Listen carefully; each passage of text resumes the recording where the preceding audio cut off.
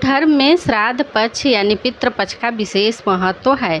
यह वह समय होता है जब हम अपने पितरों को श्रद्धा, तर्पण और पिंडदान के माध्यम से स्मरण करते हैं। माना जाता है कि इस अवधि में हमारे पूर्वज धरती पर अपने वंशजों के घर आते हैं और श्राद्ध कर्म से संतुष्ट होकर आशीर्वाद देते हैं। जो लोग इस समय श्रद्धापूर्वक पितरों का स्मरण व उपाय करते हैं, उनके घर में सुख, समृद्धि, शांति और धन धान्य की वृद्धि होती है। तो दर्शकों, आइए जानते हैं श्राद्ध पक्ष में कौन कौन से उपाय करने चाहिए इसके बारे में। श्राद्ध पक्ष में सबसे पहला और मुख्य उपाय है तर्पण और पिंडदान। तर्पण से पितरों की आत्मा तृप्त होती है और वे प्रसन्न होकर परिवार को सुख शांति का आशीर्वाद देते हैं। तर्पण करने के लिए कुश, काला तिल, जल और जौ का प्रयोग किया जाता है। यदि संभव हो तो गंगा, यमुना जैसे पवित्र नदी तट पर पिंडदान करें, अन्यथा घर पर भी विधिवत पूर्वक किया जा सकता है। श्राद्ध पक्ष में ब्राह्मणों को भोजन कराना और दक्षिणा देना अत्यंत शुभ माना गया है। भोजन में खीर, पूरी, दाल, सब्जी और मौसमी फल जरूर शामिल करें।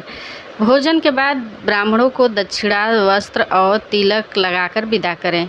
यदि ब्राह्मण उपलब्ध न हो तो किसी जरूरतमंद अनाथ या गरीब व्यक्ति को भोजन कराना भी उत्तम फल देता है। मान्यता है कि कौवें पितरों के दूत होते हैं। श्राद्ध के दिन बनाए गए भोजन का पहला अंश कौवों को अवश्य दें।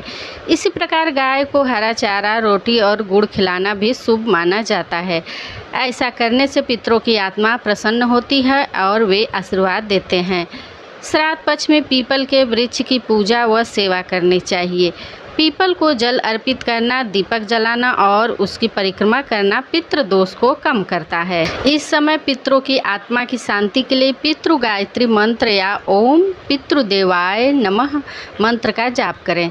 प्रतिदिन सुबह शाम 108 बार जप करने से पितृदोष दूर होता है और परिवार में सुख शांति बनी रहती है। श्राद्ध पक्ष में पवित्र नदी, तालाब या कुएं में जलदान करना शुभ माना जाता है। जलदान करते समय काला तिल और कुश मिलाकर जल अर्पित करें। रात के समय दीपदान यानी नदी या तालाब में दीपक प्रवाहित करना भी पितरों की आत्मा को शांति प्रदान करता है। श्राद्ध पक्ष में अपने पितरों की स्मृति में अन्न, वस्त्र, अनाज, तिल, तेल, गुड़, घी और धान्य का दान करें। यह दान जरूरतमंद या ब्राह्मण को करना चाहिए। शास्त्रों के अनुसार दान का फल सीधा पितरों तक पहुंचता है। श्राद्ध पक्ष में घर का वातावरण सात्विक रखना चाहिए। घर में अनावश्यक कलह और शोर शराबा और अपवित्रता से बचें।